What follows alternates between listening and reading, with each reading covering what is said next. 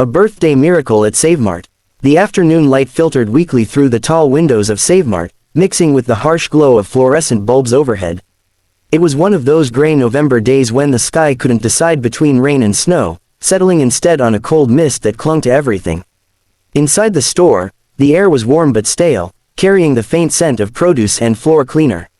Emma Hayes stood near the back of the checkout line, her fingers wrapped around a handful of coins and wrinkled dollar bills. She counted them again, her lips moving silently as she added up the total for the third time. Her blonde hair fell forward, partially hiding her face as she concentrated. The worn canvas jacket she wore had seen better days, its cuffs frayed and one button missing. Beside her, pressed close against her leg, stood 4-year-old Lily. The little girl wore a red wool coat that Emma had found at the thrift store last winter, still good, just a season out of style. In Lily's small hands, held with the careful reverence children reserve for precious things, was a chocolate cupcake topped with white frosting and a single birthday candle. "Mommy," Lily whispered, looking up with wide blue eyes. "Is today really my birthday?" Emma's heart squeezed tight in her chest. She knelt down, smoothing her daughter's hair with one hand. "Yes, baby, you're 4 years old today. You're getting so big, and we can afford the cupcake." There was worry in that small voice, a concern no 4-year-old should have to carry. "Yes," Emma said firmly, though her stomach twisted with anxiety. "Yes, we can." She stood back up, clutching her money tighter. The line moved forward slowly.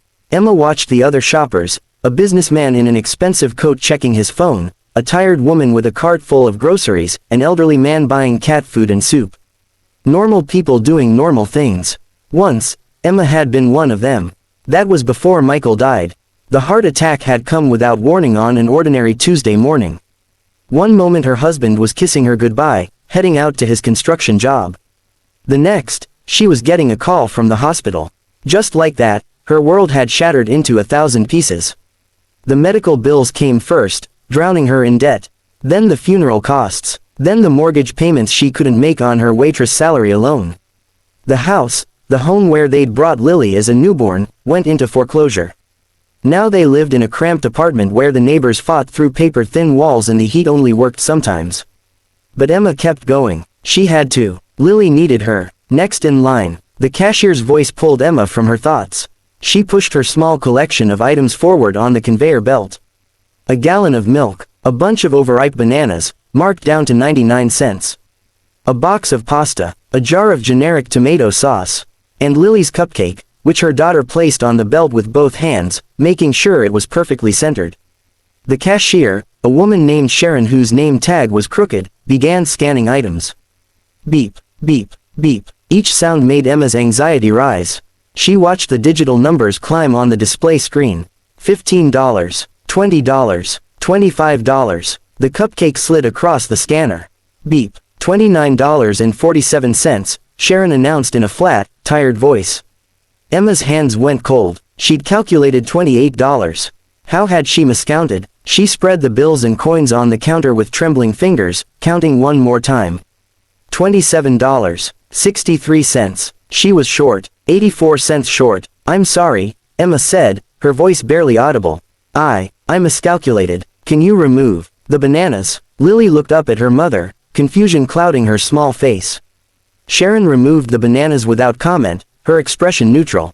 $26.15. Still not enough. Emma's throat tightened. Behind her, she could hear someone shifting impatiently. The weight of their impatience pressed against her back like a physical thing. "The pasta too, please," Emma whispered. Sharon scanned the removal. $23 even. Emma stared at what remained. Milk, sauce, and Lily's birthday cupcake. If she kept all three, she'd have nothing for tomorrow. No breakfast, no lunch, just tomato sauce and willpower. But she looked down at Lily, at those hopeful blue eyes, and knew she couldn't take the cupcake away. Not today, not on her baby's birthday. "Ma'am, I need to," Sharon began. "Come on, lady," a man's voice barked from somewhere behind them. "Some of us have places to be." Emma felt heat flood her face. Her eyes stung with tears she refused to let fall. She looked down at Lily one more time, seeing the exact moment her daughter understood what was about to happen. The little girl's face crumpled, her lower lip beginning to tremble. "Remove the cupcake," Emma forced herself to say. Each word felt like swallowing glass. Just the milk and sauce. Mommy, no. Lily's voice broke with the kind of grief only children can express so purely. Sharon reached for the cupcake, and Emma felt something inside her chest tear apart. Wait, the voice came from behind them, deep and calm and certain. Emma turned to see a tall man in a dark wool coat and gray scarf. He had dark hair, kind eyes, and a presence that seemed to quiet the very air around him. He stepped forward from his place, several people back in line.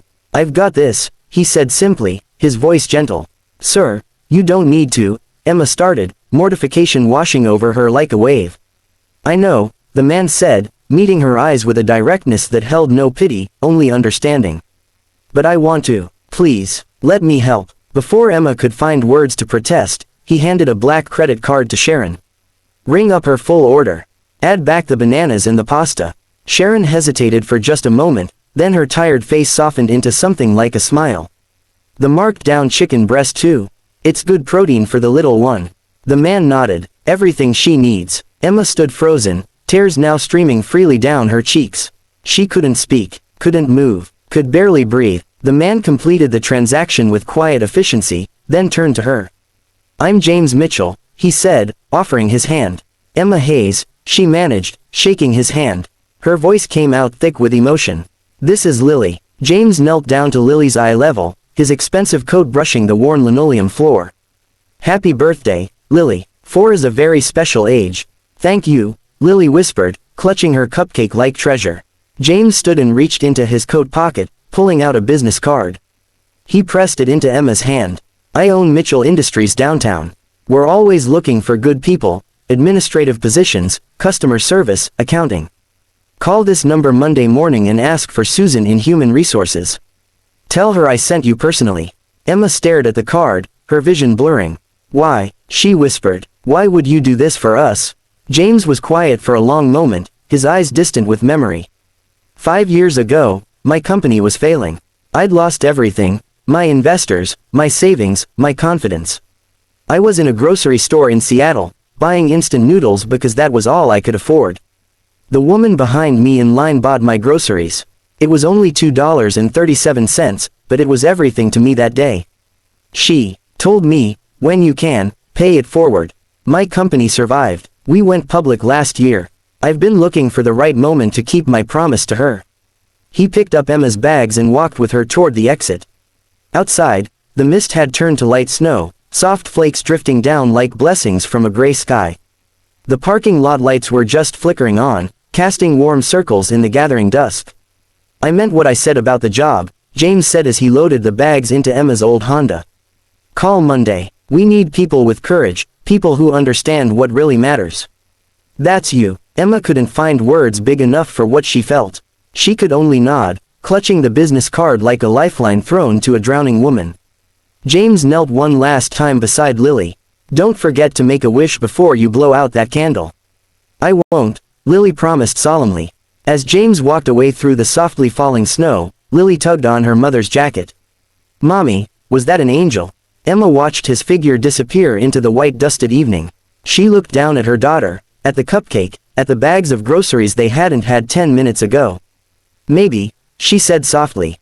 "Or maybe just a good man who remembered what it's like to need help." That night, in their small apartment with its temperamental heat and thin walls, Emma lit the single candle on Lily's cupcake. The tiny flame danced and flickered, casting shadows that seemed almost magical in the dim room. Lily closed her eyes tight, her face serious with the weight of birthday wishes, and blew with all her might. The flame went out, a thin trail of smoke curled upward. "What did you wish for, baby?" Emma asked, pulling her daughter close. "I can't tell," Lily said with 4-year-old wisdom. "Or it won't come true." But Emma thought maybe, just maybe, the wish had already come true. As she held Lily close, feeling the solid warmth of her daughter and the business card still in her pocket, she understood something important. Hope doesn't always come wrapped in grand gestures. Sometimes it arrives in a grocery store on a gray November day. Sometimes it looks like a stranger's kindness and a cupcake with a single candle. Sometimes it's simply the reminder that the world still holds people who care, who remember their own struggles, who choose compassion over indifference. Outside their window, the snow fell steadily now, covering the ugly streets with something clean and white and new. In the distance, Emma could see stars beginning to appear through breaks in the clouds, distant points of light in the darkness. She held Lily tighter and let herself believe in tomorrow.